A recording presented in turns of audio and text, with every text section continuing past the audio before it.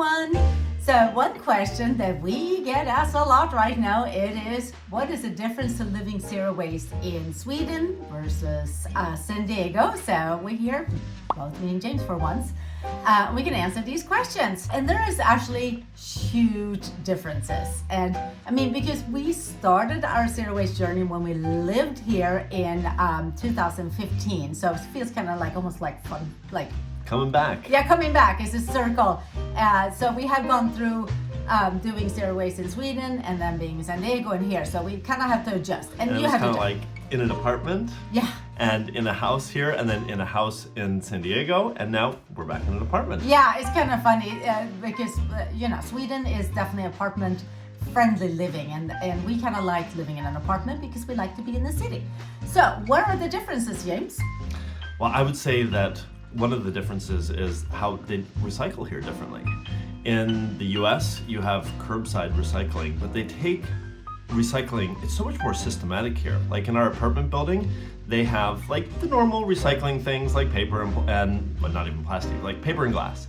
Then in the neighborhood, they have all of these bigger bins where you can do plastic and batteries and tin, and then they have these big neighborhood recycling centers, which you usually have to have a car to, but then they have everything from light bulbs to furniture that you have to break down and wood and fabrics, and it's like paint and nail polish, like anything that's actually hazards that should definitely never go in the trash. Like people don't know nail polish and nail polish remover are actually considered being toxic because the chemicals in them, and should be never been thrown in the trash. And like in the US, you can dispose of it properly, but you have to make an appointment at your municipal recycling center, at least you do in San Diego, and it just becomes such a huge barrier to actually properly recycle. It's just way more systematic.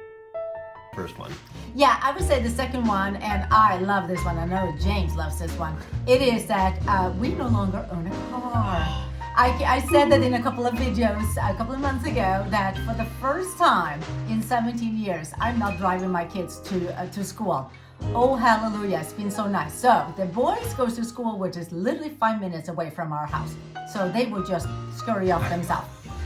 Isabella is in a school that is 50-minute walk from our house. So she either walks or she takes the bus, because like right now, it is middle of winter. I should actually see if I can I will turn on the camera later on. You can see our patio, but where we're sitting, it is covered in snow. It is icy, it is cold, and it's snowing. So Bella's taking the bus. So, but we actually traded in our car. We only had one car, which is unusual in San Diego. But we traded in and we now have 5 bikes. We always had 5 bikes, but now we have 5 bikes that are up to gear and we're using them all the time to bike around. It's amazing. Now, granted, I think we're a little more cautious biking in the snow, but it just blows me away how many people still bike every day.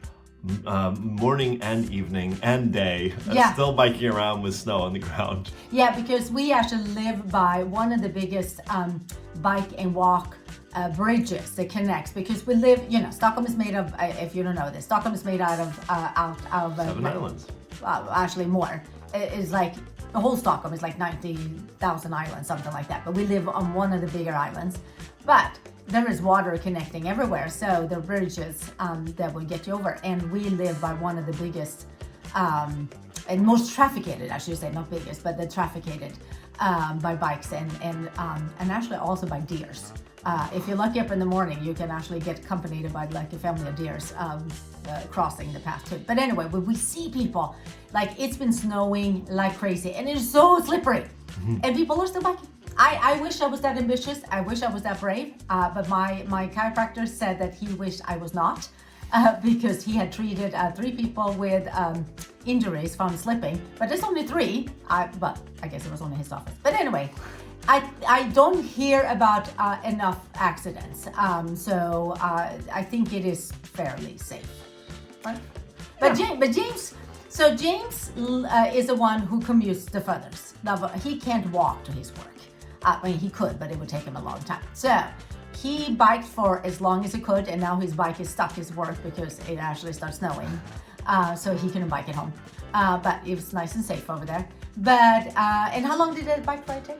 It's like a little under an hour. It's like 7 miles each way. But it was beautiful and easy biking, right? It's great. You weren't, because beautiful. Stockholm has bike lanes, really properly bike lanes that would actually protect you. And also the cars compared to San Diego, because in San Diego it drove me nuts, because when I would bike, people like cars would drive up, either they would like hover behind you and drive really slow. I'm like, okay, dude, like you're gonna have to pass me at one point.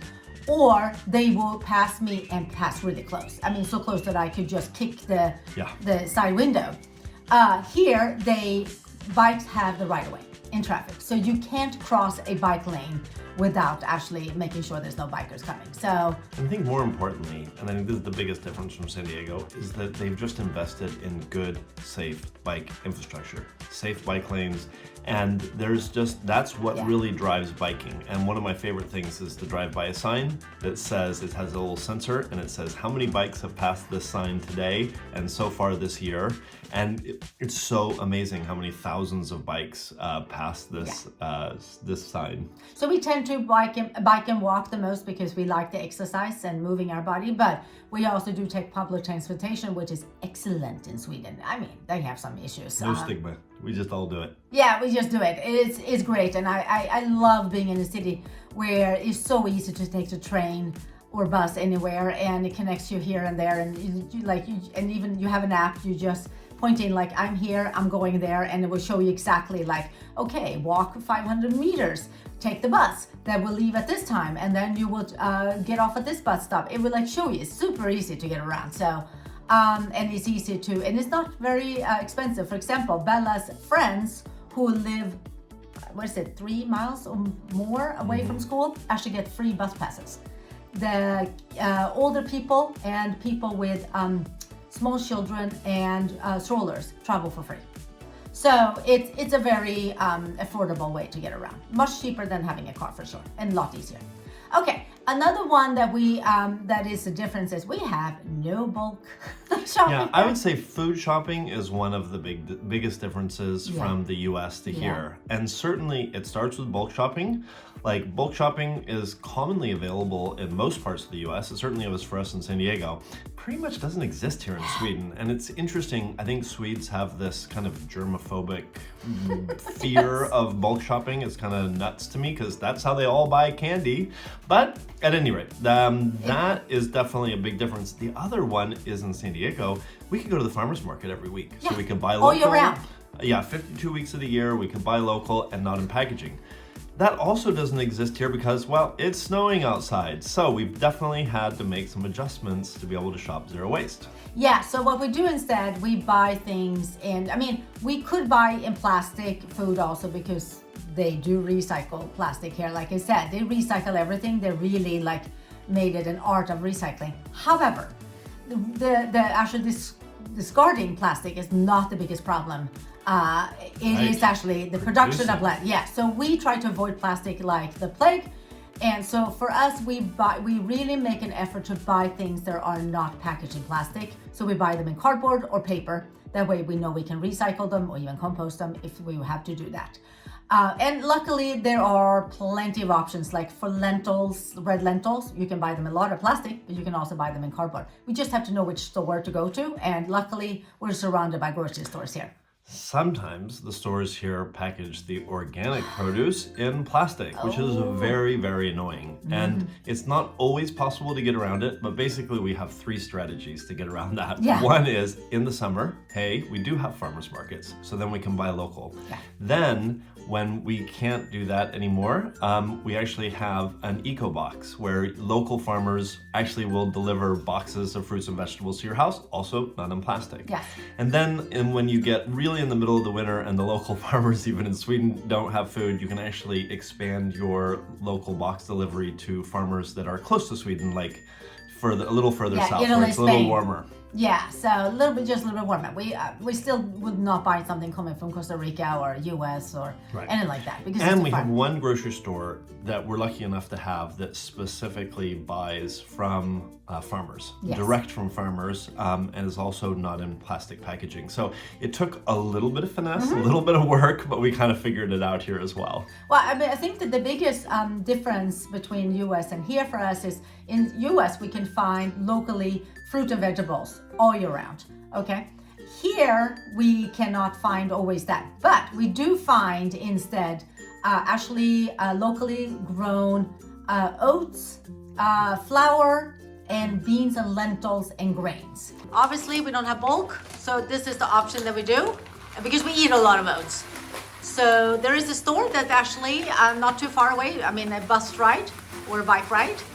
But I don't think you will bike with that thing on your bike. Maybe did. you would. You did? I Right. Anyway, but this is how we get around, because this bag obviously is all paper, so we can recycle it, even And compost it's it. from our favorite Local. Yes, it is a mill that does flour, and they have the best cafe in all of Stockholm. So whenever we rent a car, which is rare, but whenever we need a car for a day, we always make sure and drive out here and get big bags of this stuff and go to their. Yeah, but you can find this big bag also in the city. Yeah, They do yeah. sell a lot of their projects actually at this store, not Yep. too far from us. We're lucky, but yeah. Yeah. Because they have really worked in the last couple of years to start building growing, I should say, locally grain. So anyway, that's super easy. So that's Which is a big difference, because that's actually a huge part of our diet. Yeah. And when we lived, at least in San Diego, that actually came from much further away Yes. than it does here. Now that we live in Stockholm. yeah, even when we bought it in bulk, I should say, because even like James would actually do the task of actually checking where the food came from, even when we buy it in bulk. And you think that when you buy it in bulk, it's completely sustainable, but you actually have to look where this food was grown, and some of it could be from China. So you have to really know what you're doing. No one said that zero waste is super easy. Definitely some bumps in the road. Okay, I would say another one is composting. All right, it's time to take the compost out, and one of the advantages in Sweden is that they've got, every apartment building has the compost bins available in the apartment building. The disadvantage compared to San Diego is, it's a bit colder here when you have to take out the compost, but I'll show you where we go.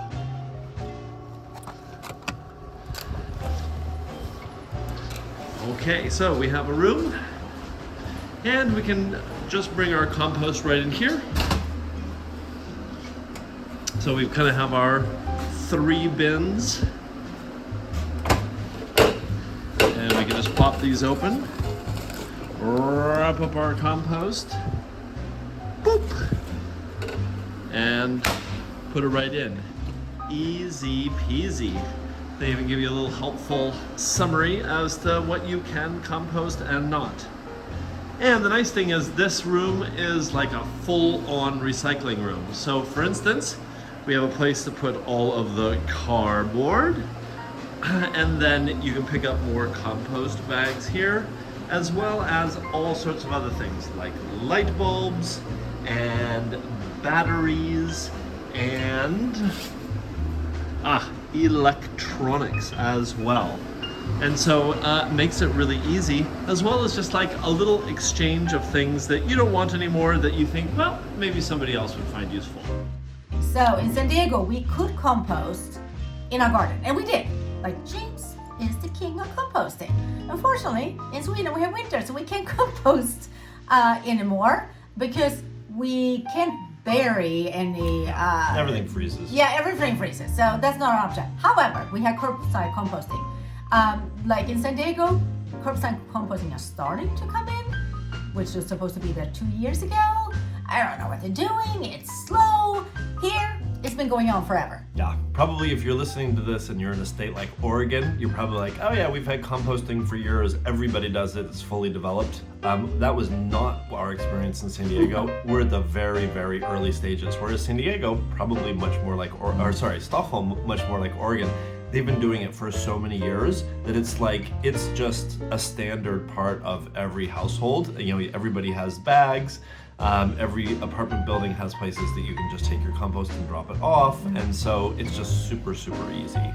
Yeah, so I would say another one that's super easy, I would say that in Sweden, in San Diego, we need less clothes. We could be very minimalist when it came to clothes. And as a matter of fact, the kids own like 2 pairs of shoes. It was tennis shoes, not 3 actually. Rain boots, which they hardly ever had to use, tennis shoes and sandals. Here, we need way more shoes because we have different seasons. We have 4 seasons. And it goes from cold to winter. So we don't have a choice. We need snow pants. We need more jackets, more hats, types of pants, everything. more hats. Yeah. So but in Sweden, there are thrift shops everywhere, and they are good. We're not talking about crappy here. We're talking about good. And people make it into art. There are lots of fashionable vloggers here who talk about only buying things from thrift shops. So it's completely doable and good stuff. And even the school arrange, they call it, so they have trading day, and people bring in their like things are too small and trade them for snow clothes and winter clothes, which I think is really cool like, too. it feels so systematized here. Like in the US, if you've got old stuff, you're either giving it away to friends or you're like finding a donation center. Yeah. Whereas here, it's such a part of the culture to have in your local community, at your local school, every season a lopis, which translates to almost like Flea market. tiny flea market, local flea market, right? No fleas, more market. Right, and it's just hey, you're in a community of kids with similar age, let's all get together and trade and swap clothes that kids have grown out of and everything. And so when you've got more clothes, more jackets, more shoes, and more everything that you need to buy, it's really nice to have that support system in the community. I would say another thing that I love about living in Sweden compared to living in the US is actually almost all deliveries. Like if I order something online, which happens, I have to do it, I have an option to choose to have it delivered the eco-friendly way, which means it's being delivered by bike. There are these delivery trucks, and I mean it, trucks that ran by a bike. The delivered packages. So awesome. So Amazon gets delivered by bike, and we're talking about snowy here, snowy winter. They still will come biking here. Food deliveries will be done by bike. I have actually 2 days ago, I actually have to help a food delivery guy who came around the corner a little too quick and slipped off his bike. He was fine, but he fell, and I had to run up and help him. And that actually been the theme of this thing. Bella is helping old ladies up the stairs. I'm helping the food delivery guys to slip on the ice because this ice is, like I said. But yeah, it's amazing. And this is a new development since we lived here last time.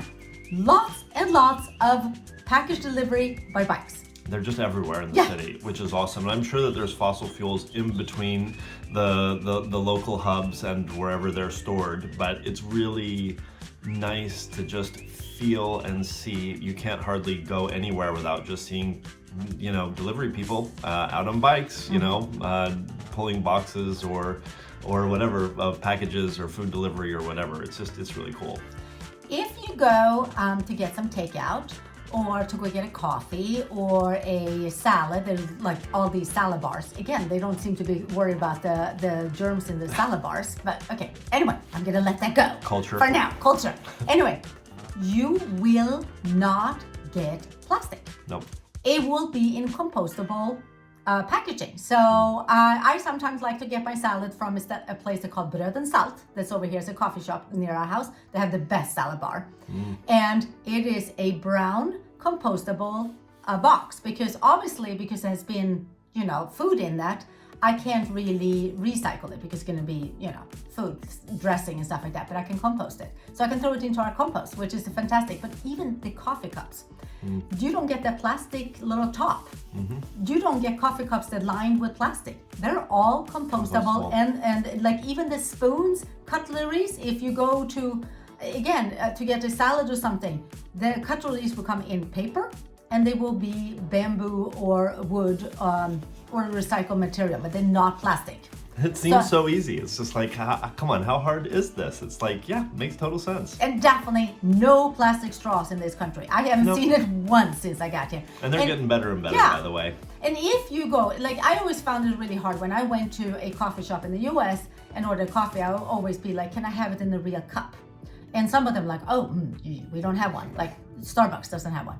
Here, all coffee shops, no matter how fast, small they are, they will actually give you, if you're drinking your coffee in the restaurant, they will give you a real cup and real spoon and real plate. You will not get anything that's going to be thrown into the trash. I find that. So even like the water glasses are real glasses. I mean, it just, and it's like, again, simple, like James says. And I wish that everyone just adopt this instead of, oh, it costs too much money and blah, blah, blah. I don't want to hear that anymore. Like convenience and money.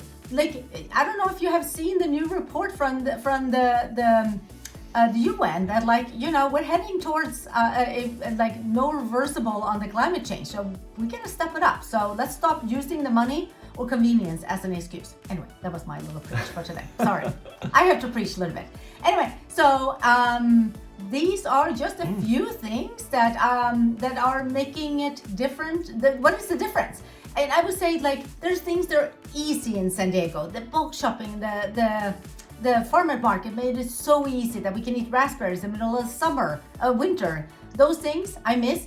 Growing food in our garden and having wonderful citrus and I miss my clementines and my peaches from San Diego. Growing lettuce all year round. Obviously, right now the only thing that's growing out in our outside garden, kale. Kale seems to survive anything. Indoors we're growing, but it's growing much slower. It's just, we're not sustaining our family on growing food like that. But it is, but in the summer, when spring and everything comes, you know, then it will come to life. But those are just little small changes and differences. We always try to take whatever we learned in Sweden, we try to take with us to San Diego, hence the biking. And whatever we learn in San Diego, we take it here. I don't think we're gonna create a book shopping shop yet, but I will support anyone who wants to open one here. So hey, if you want to open, if you're in Stockholm, you want to open a zero waste book shop, I will be there for you. I will help you. We'll be your biggest Yes, customers. we will be there. I will support you. I will help you finances. I will get you there. But anyway, other than that, life is pretty good here. Lots of nature, spending a lot of time outside. I don't miss the wildfires. I don't miss the heat waves. I rather take the cold. I know I complain about the slipperiness and cold, but you know what? You just walk a little bit more careful. You put a little bit more clothes on. The heat in San Diego is a little harder to beat unless you go to the beach. I do miss the beach. I just miss all our friends. We miss our school in San Diego, but we have a fantastic schools here. And other than that, that is what we have to share with you today. So anyway, if you live in Sweden, US or something, and or just another country. Another country. Got, like, what adjustments have you made to live zero waste? Yeah. We'd love to see them in the comments. Yeah, and also like share with us what's happening in other countries. Like what are like all the things that we brought up. Can you bike? Can you public transportation? Can you compost? Share with us because it's so much fun to hear what happens in other countries. We've been traveling to other countries and learning along the way, like which ones are easy and what is easy, what is harder in other countries. But anyway, that is what we got today. Come back and see us soon. If you like this video, give us a thumbs up, a share, subscribe, and again, leave comments. We want to hear from you guys.